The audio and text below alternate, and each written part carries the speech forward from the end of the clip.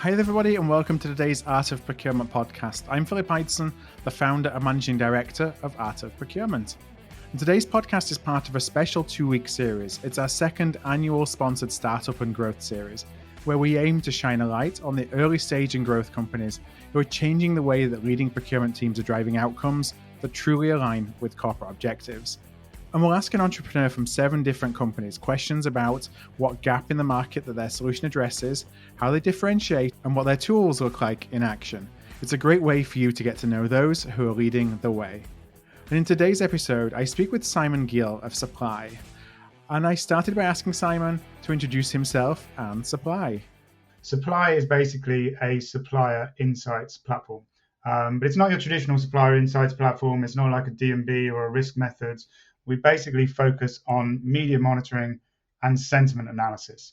And the concept or our mission rather is to try and make you the most informed person in the room. So essentially we're trying to tell you what's happening in the outside world. So when it comes to media monitoring, I mean, what does that look like? What's kind of the sources or where you're going to get to pull in that information from? Well, I think that's actually a really good question, because that's actually part of what fundamentally sits behind Suppleye and why we built it the way that we did. So the concept is that we want to track companies. So we want to track what's happening outside of your organization about a company. But if you think about larger suppliers, larger supply chains, they tend to be quite global in nature. They tend to be highly sensitive to something that might be happening on the other side of the world, for instance. And so our job has been, as procurement professionals, to try and figure out where do you go to find out about these suppliers? Where can you go that makes this better than a Google search because it's more pointed, but equally better than an RSS because it's broader? And so we've used, if you like, procurement expertise within the team to try and focus on the sort of 5,000-6,000 key sources that we use, plus broader sources around the web. So essentially we're looking all the time in more places than you can reasonably, because it's a problem that staying up to date with global markets is really a problem that you can only solve through sources and software. Yeah, you don't have the bandwidth to go and search for all the different kind of realms of what's possible. You can do like a Google alert or something like that, and it gives you a million things that you just, as soon as it comes in, you press delete, because you don't really know what's relevant and what's not relevant. Yeah, and the other thing that I think is really, really important is, a lot of people might be approaching this thinking, well, I can use this to find out about my supplier. But my synopsis is that, as procurement's becoming more and more on the agenda, as CFOs, CPOs start to care more about innovation, sustainability. What about competitors? What about the other suppliers in the market? What else is happening that might prompt you to have a conversation with your supplier? So I think this enables you to take a much broader perspective and sort of watch your market rather than rely on what you're being told perhaps by a supplier. So how is the data structured within Suppleye? So is it category-based, subcategory? Is it, how would somebody go in and say, I buy creative marketing services?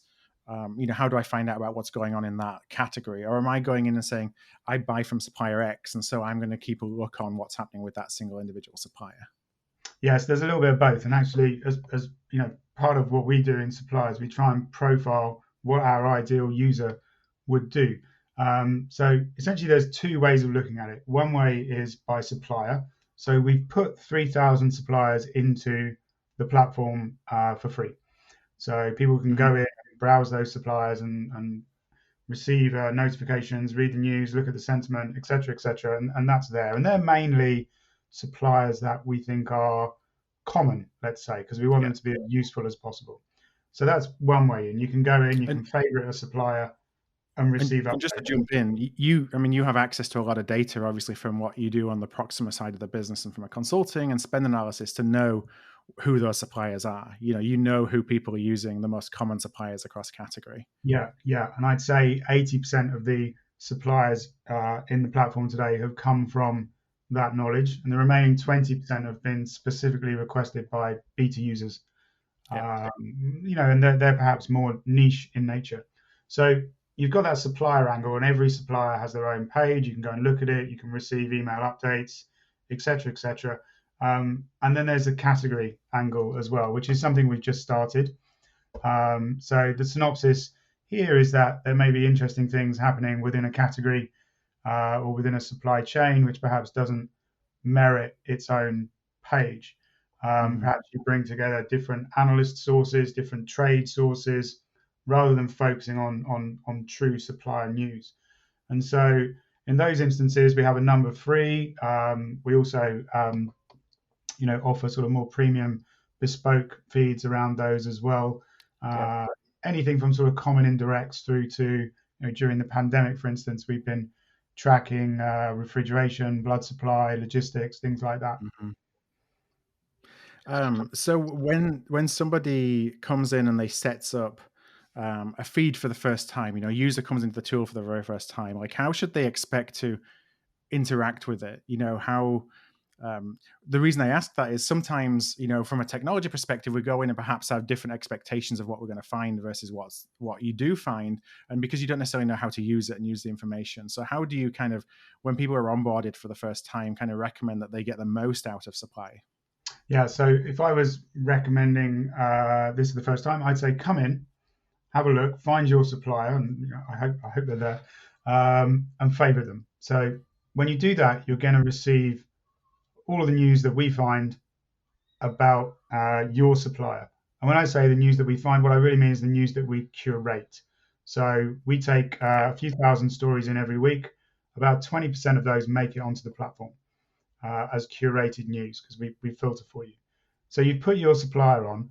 Now I'd say put 3 or 4 of your suppliers' competitors on, because now all of a sudden you've got additional market context and probably quite a healthy feed of information coming through on a weekly or perhaps bi-weekly basis.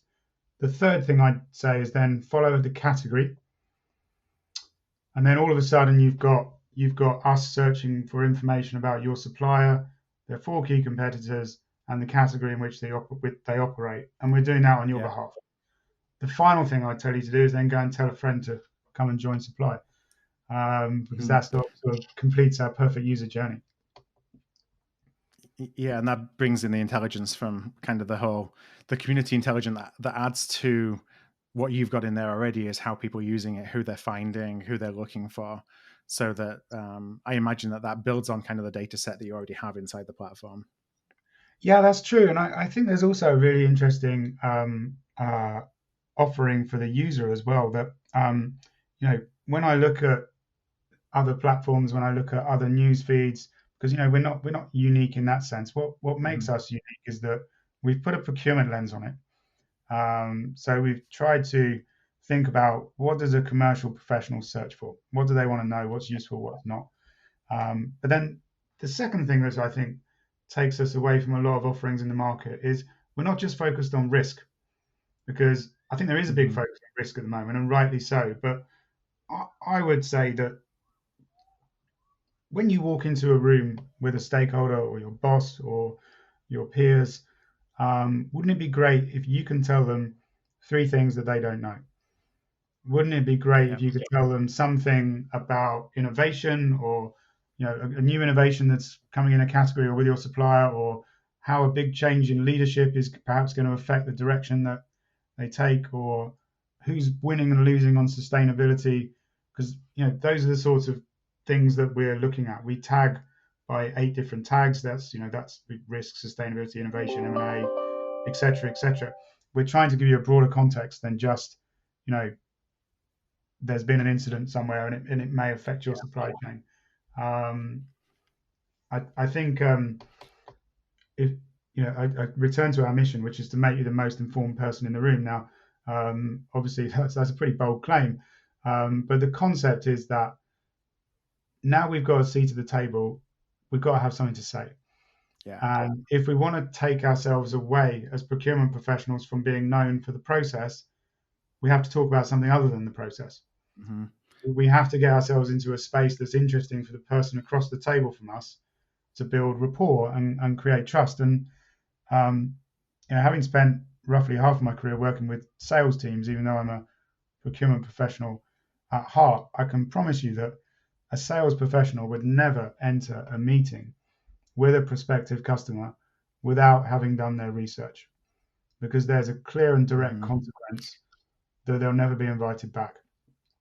And if you believe that procurement people now have to sell themselves, the same applies. Yeah, 100%. You know, one of the biggest things that we talk about at Art of Procurement is exactly what you said there. You know, you need to show up with insights that the stakeholder doesn't have, and that conversation, whether it's a first impression, whether it's because you're doing it consistently, that differentiates whether a stakeholder comes to you and says, you know what, you're a procurement professional, might be able to help me run a process, versus, you know what, you're a procurement professional who actually has insights that are valuable to me. And it just completely Yeah, changes the conversation and the engagement, doesn't it, when you I have think that? that's right. And I've got a brilliant analog story, which I think sort of sells the value proposition perfectly. And it goes back to 2006. And in 2006, I was working for Philips Electronics in the Netherlands. It's still an amazing company, amazing job. I loved it. But the time had come and I wanted to make sort of a life change. And Mm-hmm. I picked up an interview with one of the big consulting firms in London. And anyway, I travelled to Schiphol Airport in the Netherlands, about an hour flight to London, and I'd forgotten my book. You remember books? We used to read books in the old days. And so I popped into the store in the airport and I bought a copy of The Economist. Mm-hmm. At the time, I was probably quite unlikely to buy a copy of The Economist. I think I probably just thought it might help me. And Yep. there was a spread in The Economist all about the European telecoms market at a time when it wasn't yet fully integrated and it was a very competitive space. So I read this article on the plane. 2 hours later, I'm in an interview, and what do they want to know? They want to know if I've got experience in telecoms. And so immediately, I'm able to regurgitate all this information that I've only just learned. Mm-hmm. I have perspective, I have opinion, and the two guys sat across the table thinking, "Wow, this guy knows his stuff." The reality was, I didn't. But Yep. because I had that, I was able to go in and look like I did. And actually, the funny thing is, they hired me. If it wasn't for that magazine, that's one of those sliding doors moments in Mm. life. It's meant to And be. and we're good friends these days, and we do actually joke that I wouldn't have got the job if Yeah. it wasn't for that.